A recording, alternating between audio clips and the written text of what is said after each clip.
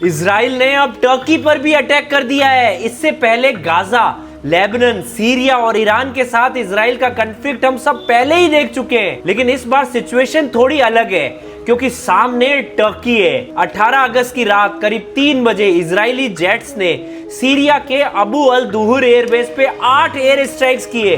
Runway और storage facilities को भी डैमेज कर दिया। ये एयरबेस टर्किश बॉर्डर से अराउंड 70 किलोमीटर दूर थे। सबसे इंटरेस्टिंग बात यह है कि टर्की का सीरिया में मिलिट्री इन्वॉल्वमेंट है और इजराइल का कहना था कि सीरिया इस एयरबेस पर टर्किश ट्रूप्स की डिप्लॉयमेंट की तैयारी कर रहा था। टर्की ने इस क्लेम को पूरी तरह रिजेक्ट कर दिया है।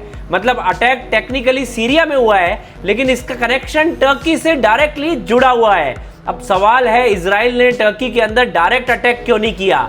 एक बड़ी वजह है नाटो। टर्की नाटो का मेंबर है। अगर टर्की की टेरिटरी पर आर्म्ड अटैक होता है तो नाटो का article 5 collectively defence mechanism activate किया जा सकता है।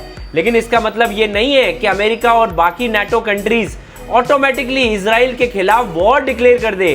हर नाटो कंट्री डिसाइड करती है कि वो किस तरह का रिस्पॉन्स देगी। और टर्की कोई छोटा प्लेयर भी नहीं है, कोई छोटी मोटी कंट्री नहीं है। टर्की के पास नाटो में अमेरिका के बाद सेकंड लार्जेस्ट आर्मी है, पावरफुल एयरफोर्स है, ड्रोन्स है, नेवी है और अराउंड 85 मिलियन की पॉपुलेशन भी है। और टर्की के पास बोस्फोरस स्ट्रेट भी है जो ब्लैक सी को मेडिटेरियन से कनेक्ट करती है। ऊपर से 7 अगस्त को सऊदी अरेबिया, टर्की और पाकिस्तान ने मैका जॉइंट डिफेंस एग्रीमेंट साइन भी किया है। इस एग्रीमेंट में अटैक ऑन वन को अटैक ऑन ऑल माना जाएगा। पाकिस्तान एक न्यूक्लियर पावर है जबकि टर्की नाटो का मेंबर है। और अब इजराइल और टर्की के बीच टेंशन सीरिया की वजह से और बढ़ गई है।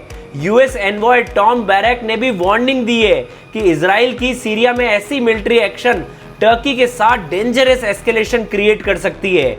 लेकिन एक बात क्लियर है, अभी इजराइल और टर्की के बीच फुल स्केल वॉर कंफर्म्ड नहीं है।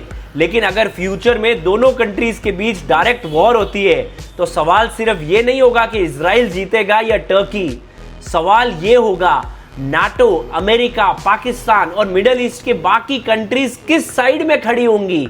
आपको क्या लगता है, कभी इजराइल और टर्की के बीच फुल स्केल वॉर हो सकता है? कमेंट में जरूर बताना।